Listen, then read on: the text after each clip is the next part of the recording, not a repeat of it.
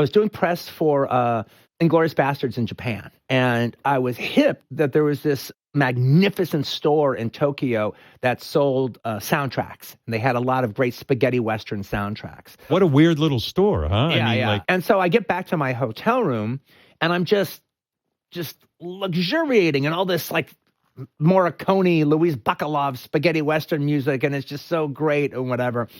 And I've been having the idea for Django for a while.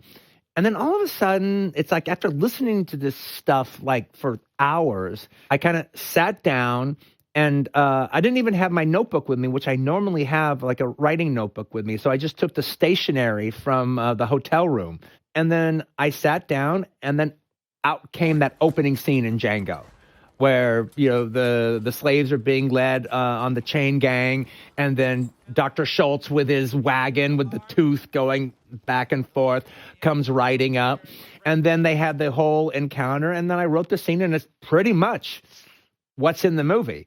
And when I finished, I go, okay, I guess this is what I'm doing now. Are you thinking greatness right away, or you can't tell with a Quentin Tarantino script? They're so goddamn dense, these scripts. Oh, and you can tell. You can tell. He's a genius. Yeah, it's like reading a really good novel or a really good play. Is it hard to sort of comprehend where this guy's going with things? Because Not those at scripts all. are very meaty and wordy. Not at all. I'm from Texas. You got I understood. My grandmother picked cotton. I understood the word nigger. I understood the significance. When you write that opening scene, you don't necessarily visualize Jamie Foxx necessarily. No. At the time, though, Will Smith was supposed to do, because I heard about it, and Will didn't want to do it because it was a slave. But I was like, but it's only a slave for this amount, and the rest. And then there's retribution. Hero. Yeah. He really liked the script and stuff. It was just one of those things where we got together and talked, and for a couple of days, for hours, actually.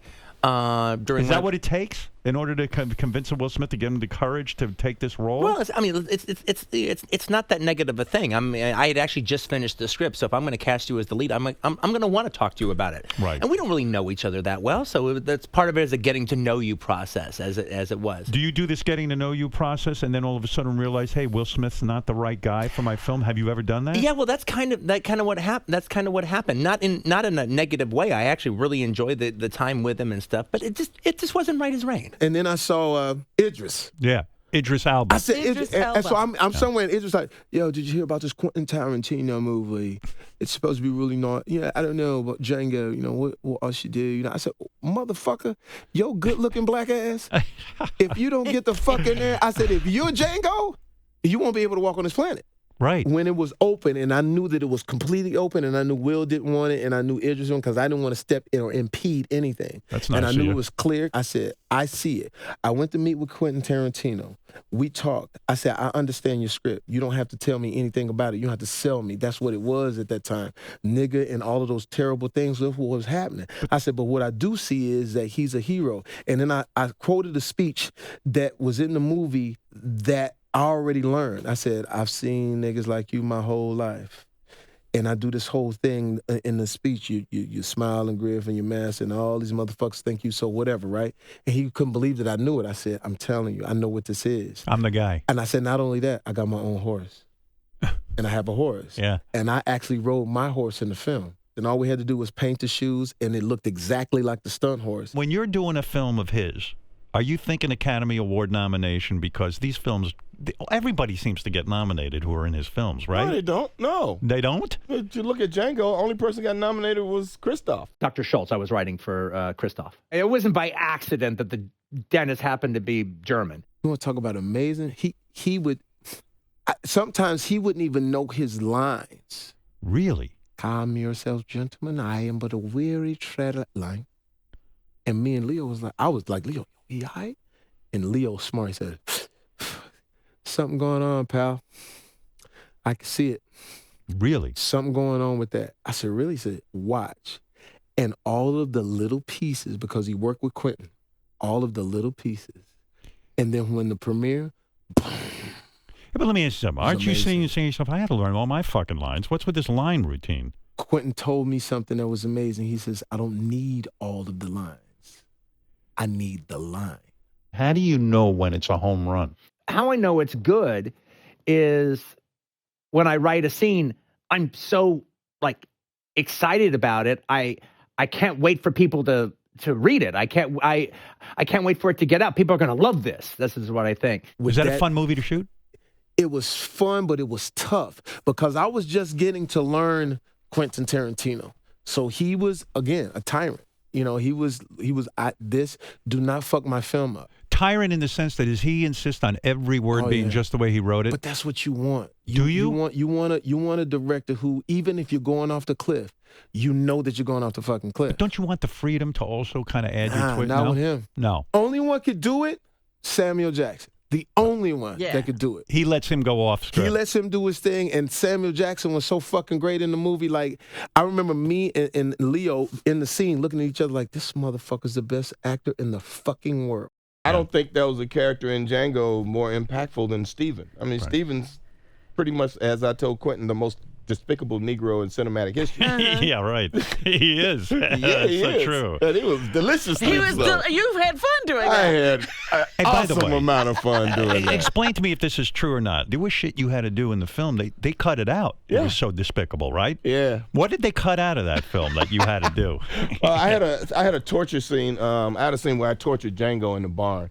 That got edited, really wonderfully. I was kind of burning his nipples off with a hot poker. Oh my goodness! You mean it was too outrageous when you were shooting that scene? Did you say to yourself, "There's no fucking way this is going to be in the movie"? No, hell no. I was when we were shooting it, I was like, "This is going to be awesome when people see this." Shit. Do you get disappointed when they edit these films and a lot of this wacky shit they have you do is not in it? Yes, you do. You're like, wait a second. I took time to do it, and I felt great when I was doing it, and I know what kind of impact it will have on an audience. And when it's not there, it's like, oh, what the fuck? Do you go to Quentin and say, what the fuck is wrong with you? I did. You do. And then what does he say? Like, well, it was kind of too much. People give me enough shit about my violence and all this. I said, well, are you going to put out a director's cut so this shit can be in it? Right. Is the violence in this film even more realistic?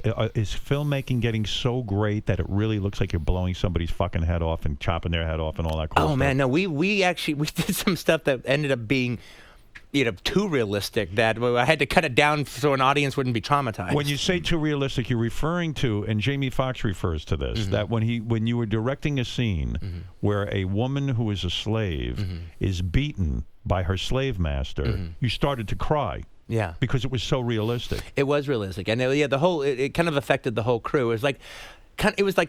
It was early on in the production. It was the first time we started officially dealing with that kind of ugliness. Right. We later got used to dealing with that kind of ugliness. But at first, it was traumatizing to everybody. None less the fact that we were doing it in the slave area of a real plantation where the slaves lived. Right. This actually happened on those grounds. This actually happened on the ground. There's blood in that ground. Those trees, have memories of everything that happened there. We could feel the spirits of the old slaves on the property. If you're going to portray that time period, of course, in depicting those days, you're using the N-word. Yeah. Did some of the actors get uncomfortable and come to you and say it's a little too much? Well, everyone wanted to do the movie. Everyone agreed to it. Did they get a little nervous about it as we're putting it together? Yeah, they got nervous. Even for Leo, it was tough because Leo had to say nigga right a whole lot. And Leo, his best friend is Q-Tip. But you know why that's tough, too? Because if it goes horribly wrong, you're going to be branded a fucking racist, asshole. Well, here was the thing. I knew that wasn't going to happen because there was too many Titans in there. Right. Samuel Jackson, Leo, me, Quentin, Christoph. It's too many to get it wrong. Right. But Leo had a problem. He was like, fuck. He was saying the words, fuck, man, pal, I can't. And Samuel Jackson, hey, motherfucker.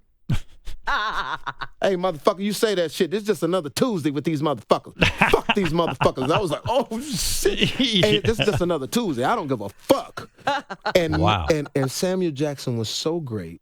That loosened Leo up, right? And that loosened everyone up. I said, Leo, I know I'm your homie. I said, but this is slavery days, bro. This was your property. Yeah, you say the N-word, like it doesn't mean shit. I mean, yeah. The next day he came in, Leo walked in. I said, what's up? What's up, L? L, what's up? He didn't talk to me. And that boy went to work. Yeah. That boy went to work, and he was amazing. There was one scene that everybody talks about. We're at the dinner table, and he slams his hand every scene. There's a lot of lies told at this table tonight. And at one point, the drinking glass slid over, and he didn't notice it, and it goes through his hand. Oh. And he's still talking. A lot of lies, and the blood is just split. palms flat on that tabletop. If you lift those palms off that turtle shell tabletop, Mr. Pooch is gonna let loose with both barrels of that sawed off. Oh my God. And I'm sitting there watching it. I did what I said. I'm like a girl. Like, he's a superhero. Yeah. And motherfucker finished that scene and shit, and it was blood was spilling, and he just lit his cigarette with the blood, and he wiped his head. I said, this motherfucker's an Avenger. Wow. It was amazing, the performance. Amazing. But I told Quentin, I tell him this all the time, you make actors stars, and you make stars legends.